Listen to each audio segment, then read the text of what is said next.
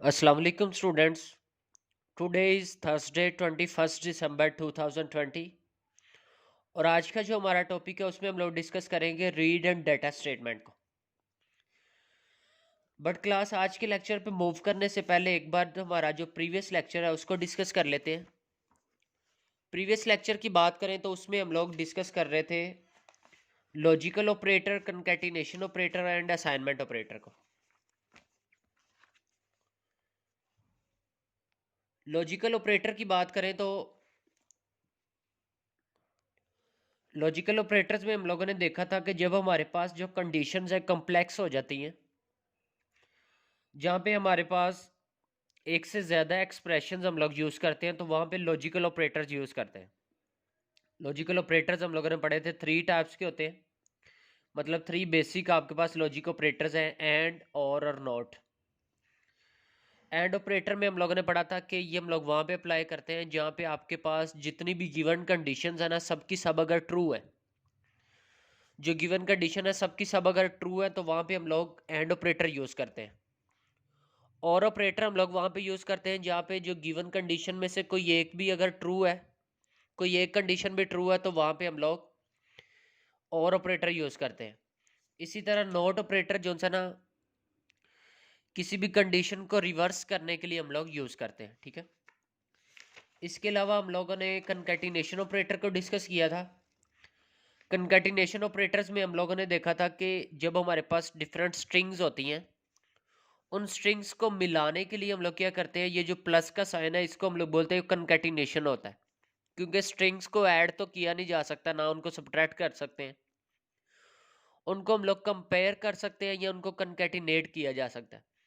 सो उनको कंकैटिनेट करने के लिए कंकैटिनेशन ऑपरेटर यूज़ करते हैं, जैसे यहाँ पे एग्जांपल में आप लोग देख सकते हैं। इसके अलावा असाइनमेंट ऑपरेटर हम लोगों ने पढ़ा था। असाइनमेंट ऑपरेटर, ये जो इक्वल का साइन है इसको हम लोग असाइनमेंट ऑपरेटर बोलते हैं, जो क्या करता है, किसी भी वेरिएबल को वैल्यू असाइन करने के लिए हम लोग यूज़ करते हैं। ठीक है।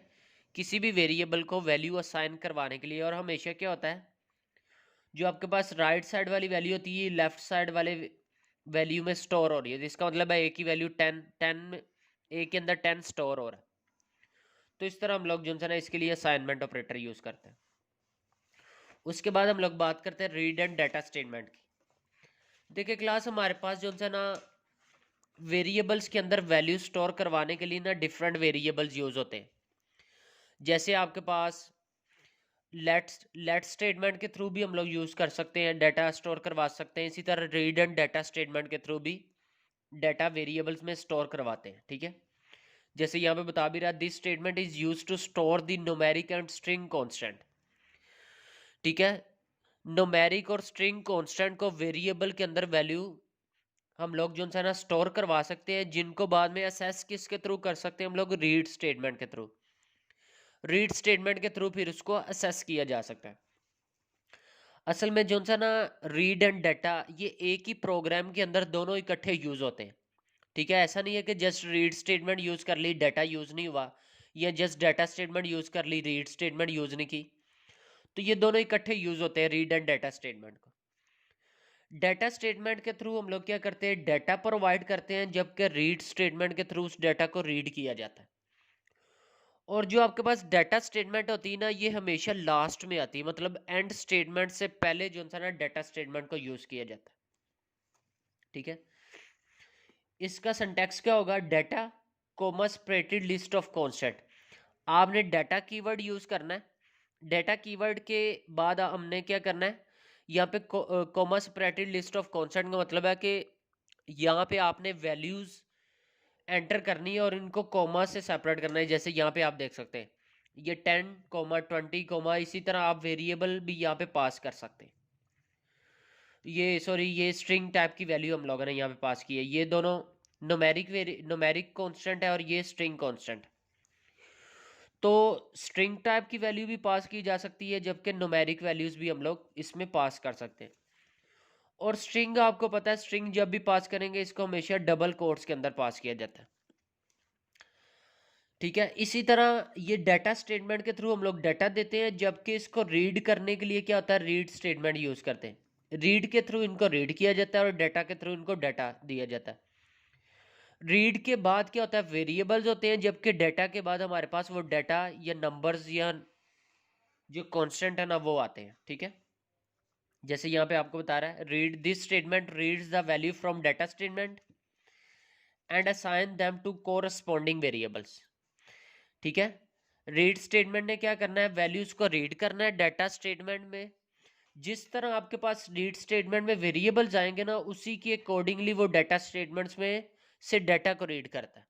जैसे यहाँ पे देखें, रीड सबसे पहले वेरिएबल ए है, इसी तरह डाटा स्टेटमेंट में सबसे पहली वैल्यू क्या, 10। इसका मतलब है जो ए वेरिएबल है ना, इसको 10 वाली वैल्यू असाइन होगी। इसी तरह जो बी वेरिएबल है, इसको सेकंड वाली वैल्यू 20 वैल्यू असाइन होगी। जो सी वेरिएबल है, इसको तीसरी वैल्यू एवरेज, ये वाली वैल्यू इसको असाइन होगी। तो जिस तरह वेरिएबल्स आएंगे ना, उसी के कोरस्पॉन्डिंग डाटा स्टेटमेंट में से डाटा उनको अलॉट किया जाएगा। ठीक है, सो रीड स्टेटमेंट के थ्रू वेरिएबल्स को रीड करेगा। जैसे रीड स्टेटमेंट आएगी वो डाटा स्टेटमेंट पे जाएगा, और डाटा स्टेटमेंट में इन वेरिएबल्स के अकॉर्डिंगली वो डाटा को रीड कर रहा होगा। ठीक है, सो इस तरह जो है ना, रीड एंड डाटा स्टेटमेंट को हम लोग अपने प्रोग्राम के अंदर यूज कर सकते हैं। ठीक है, सो क्लास यही हमारा आज का लेक्चर था, जिसमें हम लोगों ने रीड एंड डाटा स्टेटमेंट को डिस्कस किया है। इसी की ये एक दो एग्जांपल्स भी आपको यहाँ पे शो हो रही हैं। इसकी आप लोगों ने अच्छी तरह से प्रैक्टिस करनी है, और इसी को आप लोगों ने अच्छी तरह से अंडरस्टैंड करना है। Thank you so much.